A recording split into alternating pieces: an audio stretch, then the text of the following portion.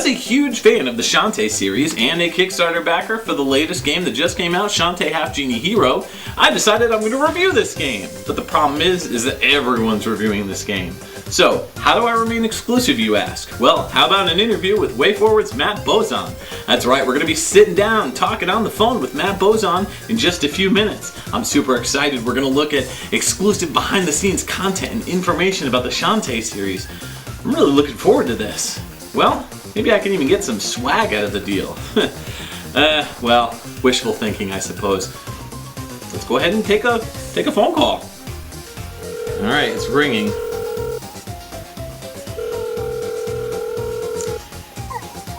Hi, is this Matt Bozon? Hi, hey, this is Miketendo. We had a interview going. Yeah, hey, thanks so much for sitting down and taking a minute out of your busy day and schedule to chat with me about Shantae Half Genie Hero. I'm a really big fan of the series, and I was planning on reviewing your latest Shantae game, and I was wondering if you had any exclusive behind-the-scenes knowledge on the game, since you've, all been working so hard on it.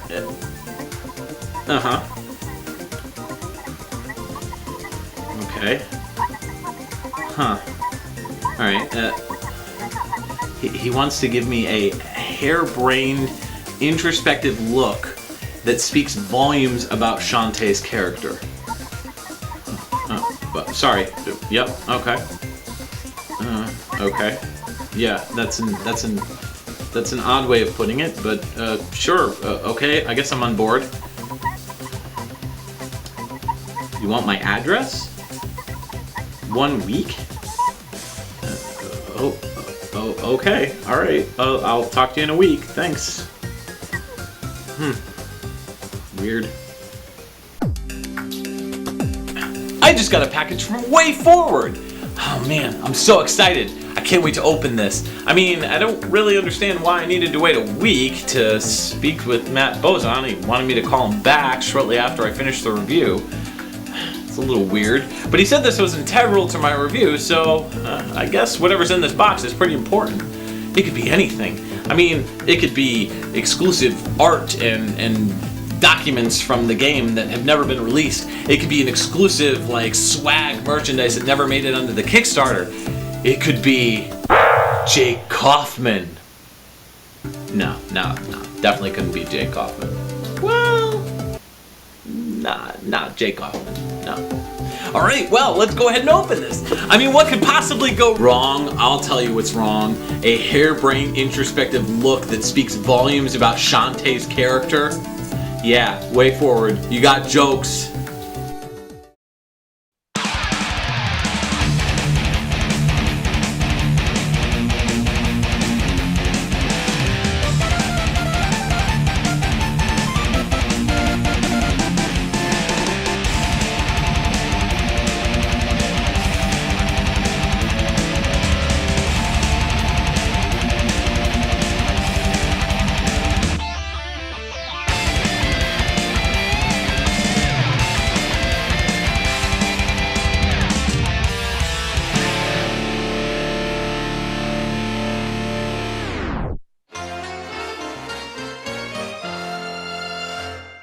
After an agonizing 3-year wait, Shantae Half Genie Hero has arrived! Being a Kickstarter backer gives you specific privileges that allows you to see the game through the development process. And while many were worried that this game would suffer a similar fate to titles like Mighty No. 9, I was confident in WayForward as a developer. I knew that the next Shantae title would be even bigger and better than previous iterations. So, were my expectations too high? Or is the latest Shantae game the genie in the bottle we've all been waiting for? It's time to find out. But hold on, if this is your first endeavor into Shantae's world, let me give you a brief introduction to the series. Shantae is a half genie and protector of a place called Sequinland.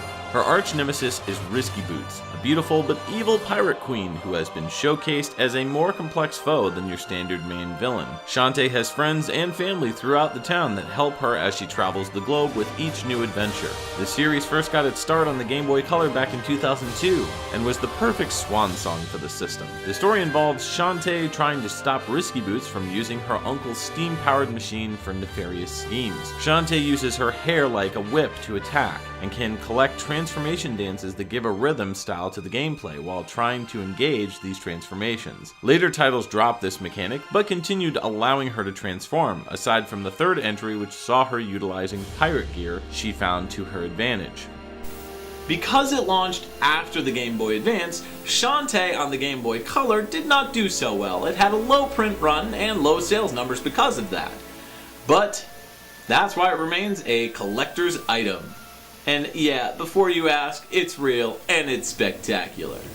Fortunately, the game saw a re-release on the 3DS Virtual Console for those that want to officially purchase it for a low price. The series remained in limbo with the developer, WayForward, working on a Shantae sequel for the Game Boy Advance, and that development later moved on to the Nintendo DS. But due to the low sales numbers, WayForward had trouble funding a sequel. Despite work being done on Shantae Advance, it remained nothing more than an unreleased project. Cut to 2009 when the second entry of the series, Shantae Risky's Revenge, was brought to the fledgling downloadable service for the Nintendo DSi called DSiWare. This was Nintendo's attempt to allow developers to release downloadable titles for their system, and while this game continued a similar non-linear adventure, it continued to advance the story and characters, creating one of the first and biggest American video game indie scene franchises to be released just before the decline of mascot characters began during the PlayStation 2 era. Later on, Shantae paved the way for tons of new mascot characters to come from the Western world. The game involves Risky Boots stealing a magical lamp that holds special powers, quite literally. In 2014, fans saw Shantae and the Pirate's Curse greet them on Steam and the 3DS. Pirate's Curse broke level layouts into smaller islands that Shantae visited with the help of none other than Risky Boots, as they joined forces reluctantly to stop an even bigger villain from rising from its grave to take over Sequin Land. Now, all of the games except for the original have been spread out to all major consoles, and everyone can enjoy this once exclusive Nintendo franchise. But this review isn't about Shantae's past, it's about Shantae's future, or present for that matter.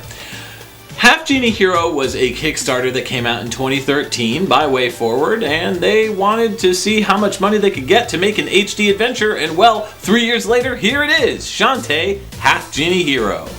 The game starts off with Shantae awakening in the middle of the night hearing voices. She heads to her uncle's workshop and follows the voice underground through a cave where she learns from a messenger from the genie realm of a takeover plot. Writing all of it off as a dream the next morning, she heads to her Uncle Mimic's workshop where she learns about him building a device to ward off evil called the Dynamo. But it's not long after this that you find out Sequin Land is under attack by none other than Shantae's arch nemesis, Risky Boots the Pirate. Luckily, you stop her from stealing your uncle's blueprints, but despite this, the mayor decides to replace you anyways as Scuttletown's hero, so a lot of the wind is taken out of Shantae's sails in the beginning. Most of the time spent in the game involves helping your uncle build the Dynamo with a series of fetch quests, and helping some of the people of Sequin Land defeat the evil villains of Shantae's world. To be as spoiler-free as possible, there are plenty of twists and turns in the story to keep you guessing, but the majority of your tasks will have you traveling Sequin Land, defeating bosses, collecting items, and unlocking different genie transformations. Rinse, lather, repeat. While the first few games in the Shantae series focused more on a non-linear adventure for the level layout, the third game, Shantae and the Pirate's Curse, began streamlining the franchise into a more player-friendly level layout. In this adventure, this format continues, only it's even more linear than before. There are a total of 7 worlds to unlock and visit in the main game. First is Sequin Town Square, where you can meet up with Sky, Bolo, Roddy Tops, and Uncle Mimic, as well as tons of other townsfolk. This is your safe zone to refill health and magic, stock up on items, and talk to the townspeople for clues. A lot happens here very frequently, so it's worth headed back and forth to visit the wide array of characters.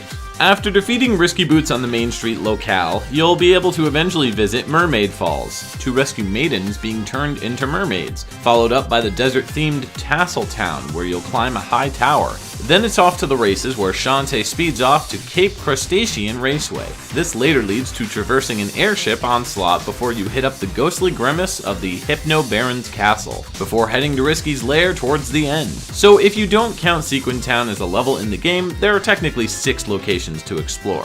Probably my biggest complaint about the game is the lack of cohesiveness. Pirate's Curse did a much better job making the player feel like everything was connected, whereas Half Genie Hero takes the series in a more explorative Mega Man path than a Metroid or Castlevania Symphony of the Night style. However, on the contrary to this, most of the levels in Half Genie Hero have longer individual sections instead of shorter bursts of rooms as compared to Pirate's Curse, so I suppose it evens out a bit. You tend to get very familiar with Half Genie Hero's levels as you'll be constantly revisiting them to uncover new abilities, items, and secrets. There are keys you can find to unlock all sorts of behind-the-scenes galleries. You know, kinda like the stuff I was expecting Way Forward to send me. Regarding the transformations, they return to the series after Shantae receives her genie powers back after the previous title. However, there are still sub-weapons and items that can be purchased from the item shop. Many of the items are just upgradable versions of themselves, and while some of them I definitely used frequently, such as the Rolling Blade Shield, others, like the Lightning Cloud and Flamethrower, saw very little use. Regarding the transformations, they can be activated by pressing the X button, which automatically cycles through your entire list of options. As you collect them, more become available. There's also an item you can purchase to speed up the cycling of these transformations, but I kind of felt like it was a bit too fast because I would constantly choose the wrong one. I would have to hit X again to turn back into regular Shantae so I could go back into the transformations menu. I blame my lack of timing and lack of patience more than anything here, but I just wish the menu was a little slower when changing at its fastest pace. Shantae can transform into a monkey who can climb high and run fast, an elephant who can stomp and bash stones, a crab who can reach tiny underwater locations, a mermaid who can blow up rocks with bubbles, a spider who can climb walls, a mouse who can fit into super tiny spaces, a harpy who can fly when pressing the B button, and a bat who can hover. Level layout, while extremely well thought out for maximum use of these transformations, sometimes can be overwhelming regarding them. There were times I just thought to myself, oh, I'm tired of transforming already, can we just play as Shantae? I realized that the earlier games in the series put a large focus on transformations, but I always felt like they were a means to an end, whereas in Half Genie Hero, it feels sometimes like you're playing more as the transformations and less as Shantae. Despite this, I was always enjoying myself trying to figure out which would be the best power to use on which part of the stage, something that the series has always done so well. I suppose one of the reasons why Pirate's Curse succeeded was because you were always playing as Shantae, but regardless of transformations versus pirate items, the end result is still a blast. There's another set of transformations that you can get from this snake merchant woman hiding in one of these snake jars. She'll be mostly approachable in plain sight, and she offers a few unique transformations. The one I used the most was the warp dance, which allows Shantae to skip to the next portion of the level, cutting down on time spent revisiting levels to grab certain items while exploring. There was also a health regeneration dance that used some of your magic bar to regain health, as well as a dance that turned you into an orange tree, in addition to a gem jug that gets you more gems to use in the item shop. There's also a dance that kills all enemies on the screen, and a blobfish dance. Yeah, that's it. It just turns you into a blobfish. Gross. This snake merchant lady is so mesmerizing. She's always dancing in tune with the music, and it's rather hypnotic.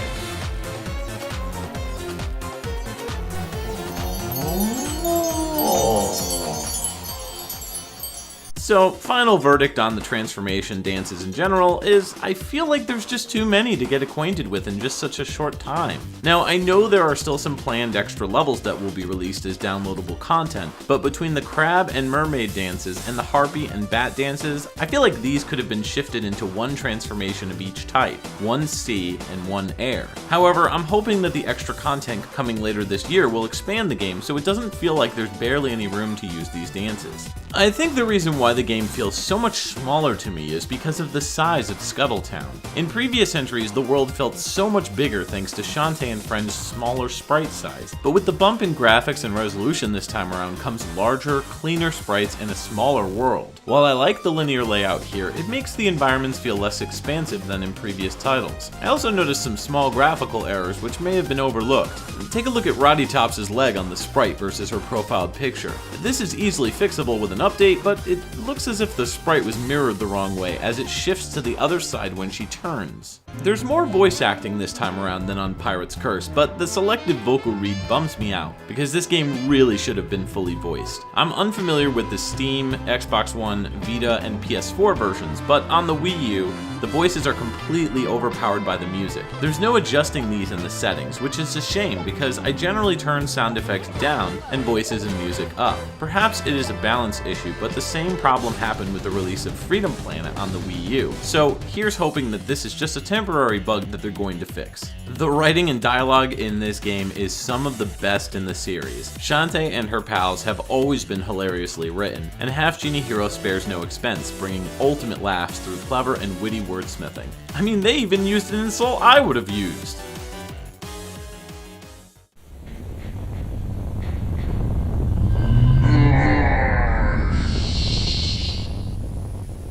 I'm really glad the Shantae series is finally getting the recognition it deserves. And while this latest entry feels like the birth of a new trilogy of games in the series, it doesn't expand on any of the lore of previous titles, making it feel ostracized from its prequels. While these games were never extremely heavy with narrative, I thought Pirate's Curse did a better job of fleshing out the stories of characters like Risky Boots and Roddy Tops. Half Genie Hero is almost a start-over point for the characters in a way. If anything, it feels like a pitch for a much bigger game that we will hopefully see in the future. Hands down, this entry in the Shantae series is absolutely stunning to look at. With colorful graphics, high-definition hand-drawn sprites, and huge animated bosses, WayForward spared no expense at crafting a gorgeous visual spectacle. It reminds me a lot of the DuckTales remastered game that they did, but with even more emphasis on the eye candy. Jake Kaufman also delivers a phenomenal soundtrack. Previously known as Vert in the video game music community, Kaufman's latest musical opus in Half Genie Hero brings back remixed classic tracks like Burning Town, but he also writes some amazingly catchy melodies that will be stuck in your head for days. If you're familiar with the previous titles in the series or Kaufman's other works, this is more of the same but with a bigger focus on live instrumentation. Real sounding guitars and horns are standouts in a sea of variety that makes up dance, post-disco, 80s, jazz, heavy metal, and more. Half Genie Hero is no slouch when it comes to having fun. I had a blast playing through this game, completing the main story the first time around in about 6 hours, and when you finish you can go back and see an alternate ending depending on whether you search for more hidden items or not. This will add a bit more runtime onto the overall amount of time that you play the game. You're given the option to finish Half Genie Hero with the final level, or to hunt for more items that will help stop Risky's evil plans, though all this leads to is a good ending pre-credits. It doesn't actually change the end fight, which was a bit disappointing. And after that, there are multiple modes such as the New Game Plus option, which lets you start the game with the transformation. There's also a mode which will be unlocked at a later date, as well as at least 2 more campaigns for backers of the game that were unlocked with the Kickstarter goals. 2017 will certainly be a busy year for WayForward. Even though I feel like Pirate's Curse was a more cohesive experience, Half Genie Hero ups the ante in the graphics and music department. And while the transformation system felt a bit bloated this time around, this doesn't distract from the absolutely hilarious characters, the yearning to hunt for hidden treasures, and the sheer spectacle that is Shantae's world. Overall, a must-own for Shantae fans, and if you're new to the series, this is definitely a good jump-on point. Even though Shantae and the Pirate's Curse was a more cohesive experience and also had richer, more invested characters, I do still feel like Half Genie Hero ups the ante in terms of graphics and sound. In addition to that, you've also got a lot to explore, and the game has some serious replay value. You've also got the hilarious characters and script writing that are coming back once again, so you really can't go wrong with Half Genie Hero. It's a fantastic title, and if you're new to the series, it's a great entry point. Wonder what that is. Well, here we have another package from WayForward. Oh boy, well, hopefully this one isn't as ridiculous as the last one, but I can't imagine that they'd do something that silly again. This is probably really cool stuff, like Jake Kaufman. Okay, it's probably not Jake Kaufman, but maybe it is. Oh, a letter. Dear Mike, we know you wanted to get to really know Shantae from head to toe, so here's the fabrics of what make our special genie girl shimmer and shine. Hope you enjoy. Love, WayForward. Huh. Well, let's take a look. I'm not wearing that.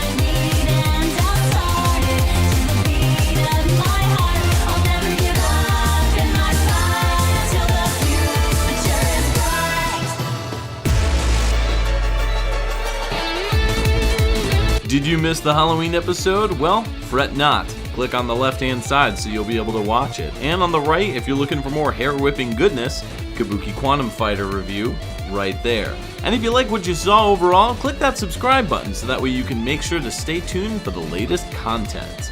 As always, thanks for watching.